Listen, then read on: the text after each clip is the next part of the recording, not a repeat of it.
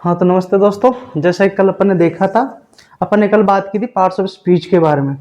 Parts of speech के बारे में अपन ने 8 टॉपिक के बारे में बात की थी। भाई पार्ट्स ऑफ स्पीच में कौन कौन से टॉपिक होते हैं, उनमें से अपन ने 8 टॉपिक के बारे में बात की थी। पार्ट्स ऑफ स्पीच का जो चौथे नंबर का टॉपिक था वर्ब, उसके बारे में अपन ने अलग से बात की थी। वर्ब के अपने आप में अलग से 8 टॉपिक उसके थे। उसके बाद में अपन ने वोकैब के बारे में बात की थी। भाई वोकैब के कौन कौन से टॉपिक है जो अपने कंपटीशन में पूछे जाते हैं। ठीक है, उससे आगे अपन कंटिन्यू करते हैं। मैं कुछ सेंटेंस लिख रहा हूँ। आज अपन पढ़ेंगे elements of sentence.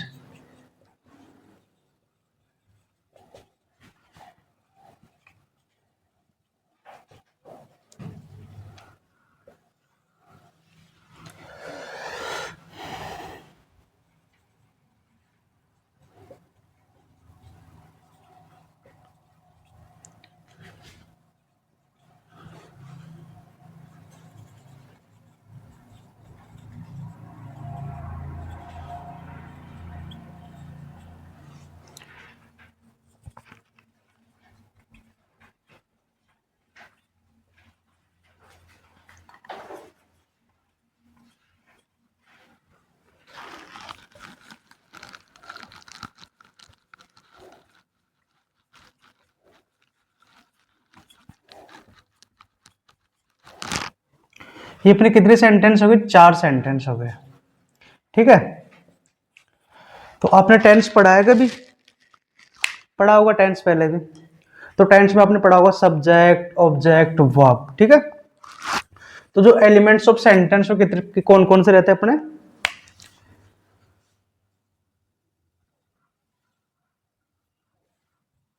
S for क्या होता है? Subject. V for verb, O for object, C for complement, A for adverbial। ये अपने क्या होता है? Elements of sentence. ठीक है, अब जो सेंटेंस अपने लिखे उनमें से अपन इनको देखेंगे। भाई सब्जेक्ट कौन सा, अपने वर्ब कौन सी है, ऑब्जेक्ट कौन सा है। तो पहला सेंटेंस देखते हैं अपन। पहले सेंटेंस में राम अपने क्या हो गया? सब्जेक्ट। प्लेस क्या होगी? वर्ब। क्रिकेट क्या हो गया अपना? ऑब्जेक्ट। सेकंड सेंटेंस में देखते हैं अपन। राम अपने क्या हो गया? वही सब्जेक्ट। प्लेड क्या हो गई? वर्ब। क्रिकेट क्या हो गया अपना? ऑब्जेक्ट। थर्ड सेंटेंस में राम क्या हो गया? सब्जेक्ट। इस प्लेइंग क्या होगी अपनी? वर्ब। ठीक है, क्रिकेट क्या हो गया? ऑब्जेक्ट। फोर्थ में राम सब्जेक्ट हो गया, वॉज प्लेइंग अपनी क्या हो गई? पूरी की पूरी वर्ब हो गई, और क्रिकेट क्या हो गया? ऑब्जेक्ट। ठीक है, ये 3 चीज अपन डिस्कस करें। भाई एक सेंटेंस बनता किससे? शब्दों से बनता है। सेंटेंस किससे बनता है? वर्ड से बनता है। और जो सेंटेंस रहता है उनमें क्या क्या रहता है? तो सब्जेक्ट रहता है, वर्ब रहता है, ऑब्जेक्ट रहता है, complement and adverbial. Complement and adverbial भी रहते हैं, बट मोस्टली केसेस में सब्जेक्ट, वर्ब एंड ऑब्जेक्ट ही रहता है। ठीक है, तो ये है एलिमेंट्स ऑफ सब सेंटेंस। सेंटेंस के कितने एलिमेंट बताए अपन ने? 5। कौन कौन से? सब्जेक्ट हो गया, वर्ब हो गई, ऑब्जेक्ट हो गया, कॉम्प्लीमेंट हो गया, और एडवर्बियल हो गए। ठीक है, इनको उतारो, आप स्क्रीनशॉट ले लो इसका।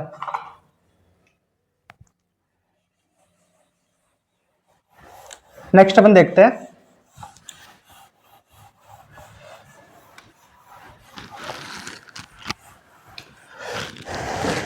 जैसा कि अभी अपन ने डिस्कस किया sentence of elements of sentence के बारे में डिस्कस किया। इसमें अपन ने पढ़ा है भाई सेंटेंस में सब्जेक्ट रहता है, वर्ब रहता है, ऑब्जेक्ट रहता है, कॉम्प्लीमेंट रहता है, एंड एडवर्बियल रहता है। ठीक है, अब मोस्टली अपना सेंटेंस बनता किससे? सेंटेंस किससे बनता है अपना? वर्ड से। ठीक है, सेंटेंस किससे बनता है? वर्ड से बनता है अपना। ठीक है, अब वर्ड्स, एक सेंटेंस में वर्ड्स क्या क्या बन सकता है? एक सेंटेंस में वर्ड अपना सब्जेक्ट बन सकता है, ऑब्जेक्ट बन सकता है, और वर्ब बन सकती है। ठीक है, अब अपन ने जस्ट पहले पढ़ा था सेंटेंस, है ना। तो अब ये बताओ, यदि अपने को एक सेंटेंस बनाना है तो सब्जेक्ट के बिना सेंटेंस बन सकता है क्या अपना? सब्जेक्ट के बिना सेंटेंस बन सकता है अपना? नहीं बन सकता। ठीक है, विदाउट सब्जेक्ट अपना सेंटेंस नहीं बन सकता। ऑब्जेक्ट के बिना, ऑब्जेक्ट के बिना भी नहीं बन सकता आपके अकॉर्डिंग। ठीक है, इसके बिना भी नहीं बन सकता, और वर्ब के बिना नहीं बन सकता। ठीक है, कोई ना, आपके अकॉर्डिंग भाई एक सेंटेंस बनाने के लिए इन तीनों चीजों को होना बहुत ही जरूरी है। ठीक है भाई, सब्जेक्ट ना होगा तो सेंटेंस नहीं बनेगा, ऑब्जेक्ट ना होगा तो नहीं बनेगा, और वर्ब ना होगी तो नहीं बनेगी। ठीक है, मैं कोई एक दो सेंटेंस लिख रहा हूं, देखे।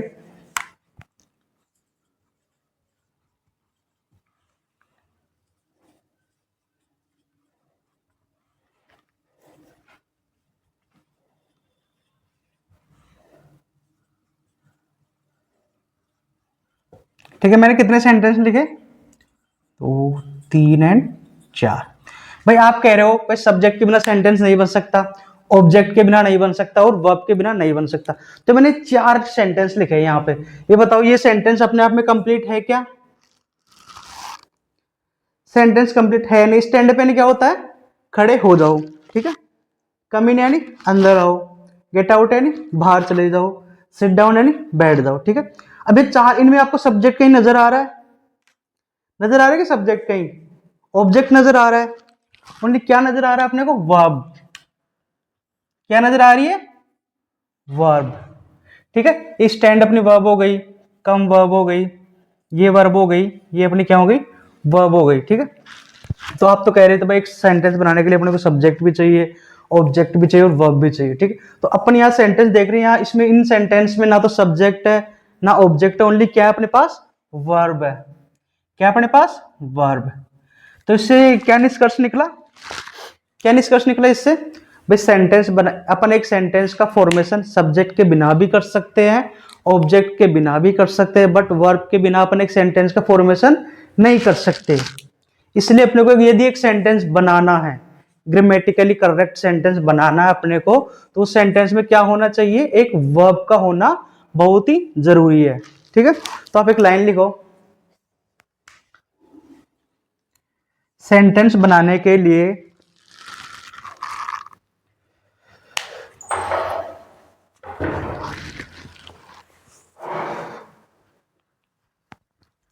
सेंटेंस बनाने के लिए सब्जेक्ट की आवश्यकता नहीं होती।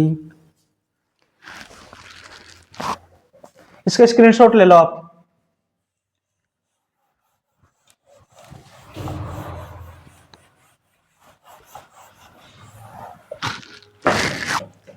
एक नंबर डाल के लिखो, सेंटेंस बनाने के लिए सब्जेक्ट की आवश्यकता नहीं होती, इसके बिना भी हम सेंटेंस बना सकते हैं। भाई अपन ये नहीं कह रहे भाई सब्जेक्ट के बिना बनेगा ही नहीं, मतलब सब्जेक्ट नहीं होगा तो सेंटेंस बनेगा ही नहीं। भाई सेंटेंस बनाने के लिए सब्जेक्ट भी चाहिए होता है, बट कुछ केस ऐसे होते हैं जिनमें without subject and without object अपने एक सेंटेंस का फॉर्मेशन कर सकते हैं। ठीक है, ये एक लाइन लिख ली पहले, नंबर डाल के आपने। सेंटेंस बनाने के लिए सब्जेक्ट की आवश्यकता नहीं होती, इसके बिना भी हम सेंटेंस बना सकते हैं। 2 नंबर डाल के लिखो, सेंटेंस बनाने के लिए, सेंटेंस बनाने के लिए ऑब्जेक्ट की आवश्यकता नहीं होती, सेंटेंस बनाने के लिए ऑब्जेक्ट की आवश्यकता नहीं होती, इसके बिना भी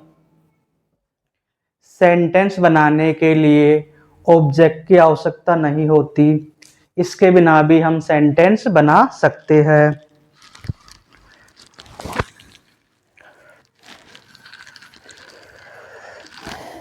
लिख लिया दो पॉइंट आपने। पहला पॉइंट क्या लिखा? भाई सेंटेंस बनाने के लिए सब्जेक्ट का होना जरूरी नहीं होता या आवश्यकता नहीं होती, उसके बिना भी अपन सेंटेंस बना सकते हैं। दूसरे नंबर पे लिखा आपने भाई सेंटेंस बनाने के लिए ऑब्जेक्ट की आवश्यकता नहीं होती, उसके बिना भी अपन सेंटेंस बना सकते हैं। 3 नंबर डाल के लिखो,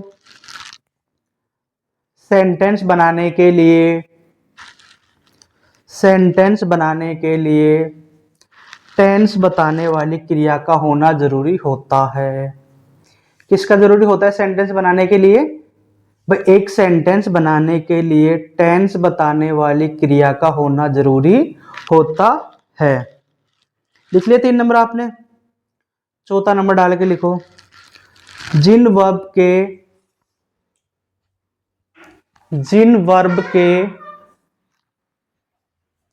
अपने टेंस होते हैं, जिन वर्ब के अपने टेंस होते हैं, वे वर्ब, जिन वर्ब के अपने टेंस होते हैं, वे वर्ब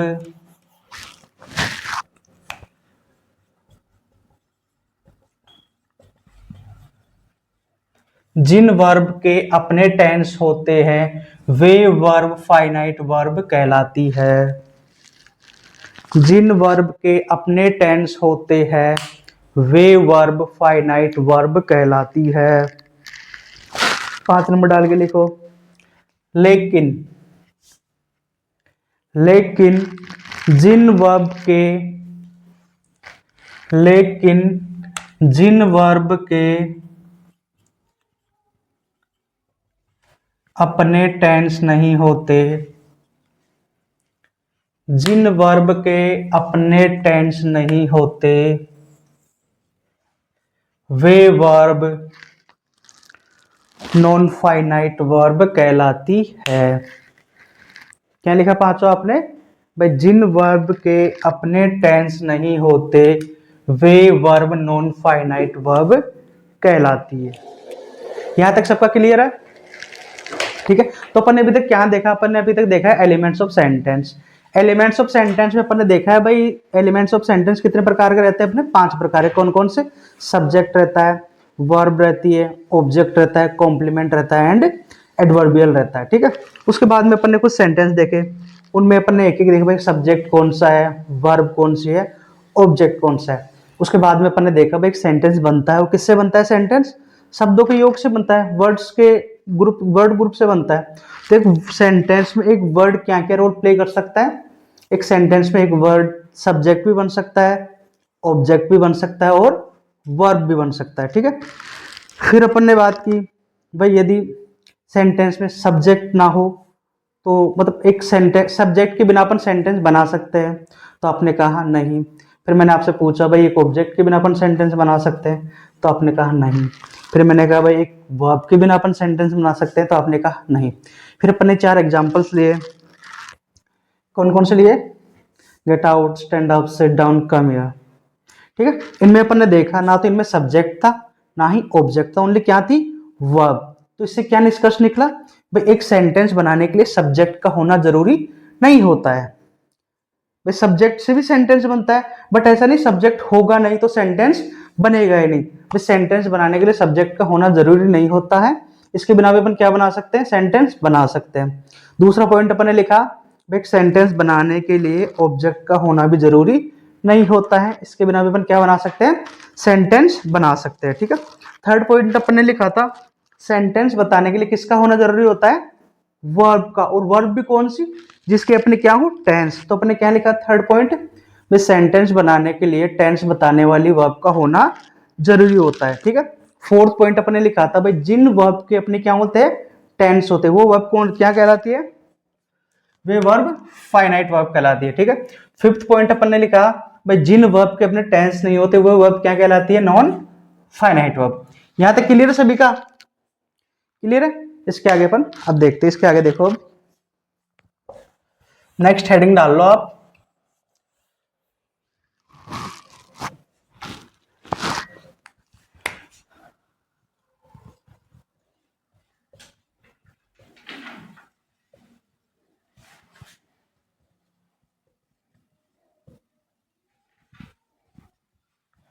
नेक्स्ट हेडिंग क्या डालोगे आप? Verb according to its tense.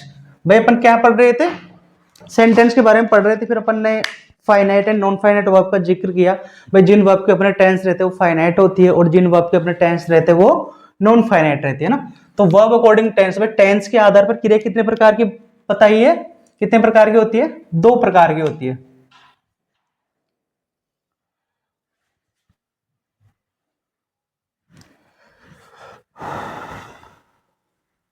पहली कौन सी होती है? Finite verb. ठीक है। सेकंड कौन सी होती है, नॉन फाइनाइट।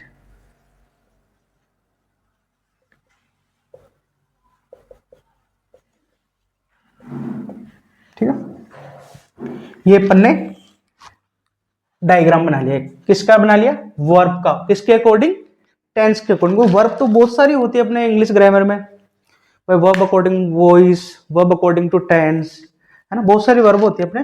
बट अपन किसके बारे में बात कर रहे हैं, वर्ब अकॉर्डिंग टू टेंस। तो टेंस के आधार पे वर्ब कितने प्रकार की रहती है, दो प्रकार की। कौन कौन से, एक तो फाइनाइट वर्ब और एक नॉन फाइनाइट वर्ब। ठीक है, तो फाइनाइट वर्ब रहती है, बट फाइनाइट वर्ब कौन सी रहती है, अपन ने लिखा था अभी भाई, जिन वर्ब के अपने क्या रहते हैं, टेंस रहते हुए वर्ब कौन सी रहती है, फाइनाइट वर्ब। तो फाइनाइट वर्ब कौन सी रहेगी, टेंस वाली। और नॉन फाइनाइट वर्ब कौन सी रहेगी, टेंस लेस। यही रहेगी ना।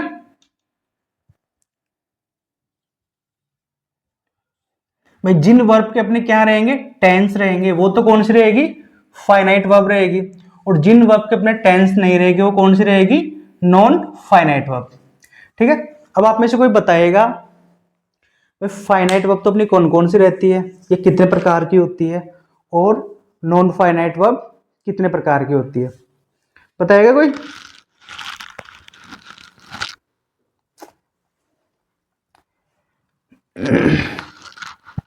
फाइनाइट वर्ब कौन कौन सी होती है, बताओ देखे, कुछ आइडिया आपको, किसी को भी नहीं है। अरे आपने कुछ तो पढ़ा होगा ना, टेंस वगैरह, टेंस पढ़ा होगा, उसमें अपन टेंस में जितने भी वर्ब यूज करते हैं एज ए हेल्पिंग वर्ब या मेन वर्ब, टेंस में जितने भी अपन हेल्पिंग वर्ब यूज करते हैं वो सारी क्या रहती है, अपनी फाइनाइट वर्ब रहती है। और जितने भी अपने मॉडल रहते हैं 13, वो भी सारे क्या रहते हैं, फाइनाइट वर्ब भी रहती है। और उसके बाद नॉन फाइनाइट वर्ब कौन कौन कितने टाइप की रही है अपने पास, उसके बारे में अपन देखते हैं। ठीक है, तो फाइनाइट वर्ब की टोटल संख्या कितनी रहती है, 27।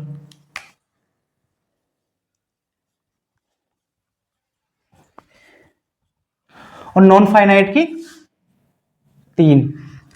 फाइनाइट वर्ब कितने प्रकार की रहती है, 27 प्रकार की।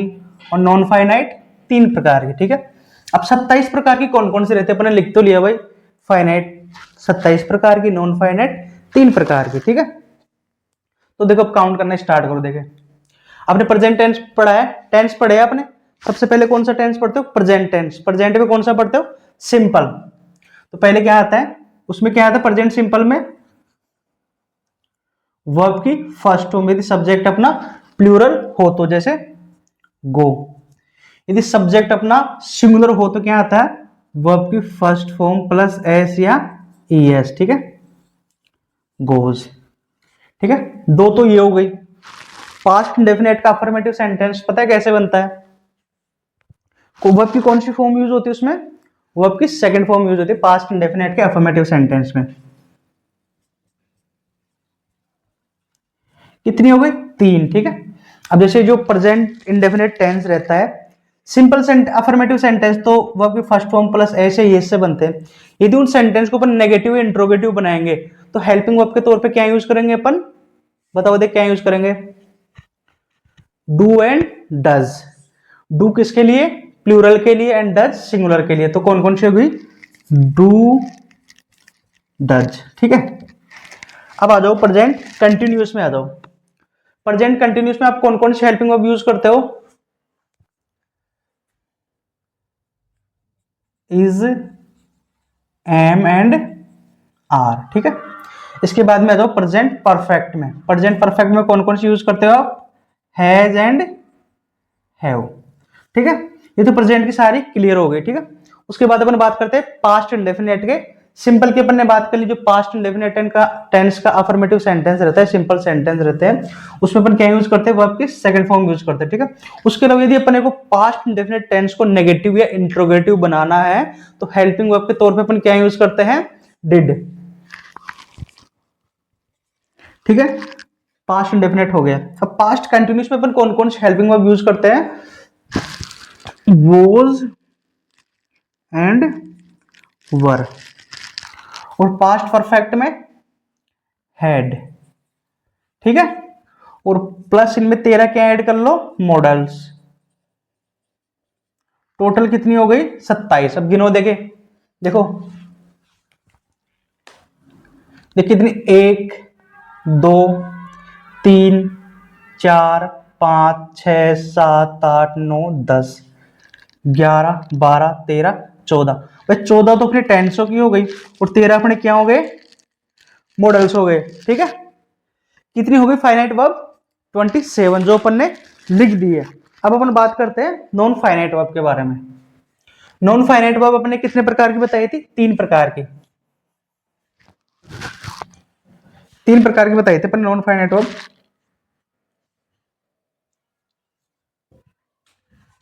कौन कौन सी रहती है, इनमें पहली रहती है जो किससे स्टार्ट होती है, पहली फाइनाइट वर्ब बताओ देखे, थर्ड वर्ब जो किससे स्टार्ट होती है, ईडी और ईएन से।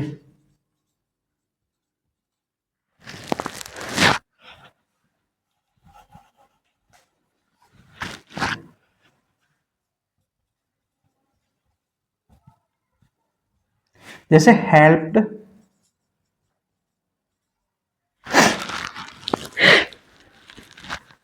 या ब्रोकन। एक तो हो गई। सेकेंड टाइप कौन सा रहता है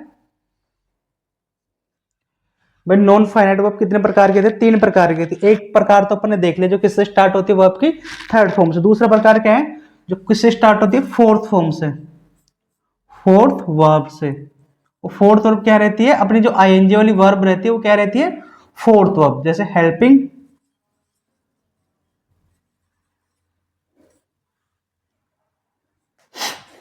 ब्रोकन की आईएनजी फॉर्म क्या होगी बताओ देखे, ब्रीकिंग।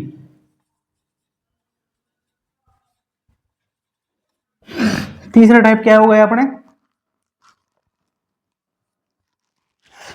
तीसरा टाइप कौन सा हो गया देखे, दो तो मैंने बता दी, तीसरा आप बताओ देखे। पहला टाइप क्या था नॉन फाइनाइट वर्ब का, जो वर्ब की थर्ड फॉर्म रहती है, जो अपनी क्या रहती है, किससे स्टार्ट होती है, ईडी या ईएन से स्टार्ट होती है, जैसे हेल्प्ड एंड ब्रोकन। दूसरा टाइप क्या बताया अपन ने, फोर्थ वर्ब जो किससे स्टार्ट होती है, आईएनजी, जैसे हेल्पिंग एंड ब्रीकिंग। ठीक है, थर्ड कौन सी रहती है बताओ देखे, थर्ड रहती है अपनी फिफ्थ वर्ब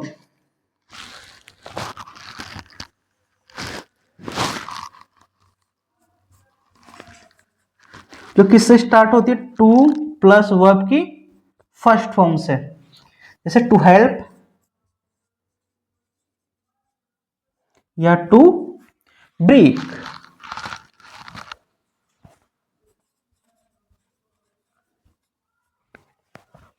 ठीक है, इसको उतारो, उतारो एक स्क्रीनशॉट, तो इसके बाद में अपन आगे लिखेंगे।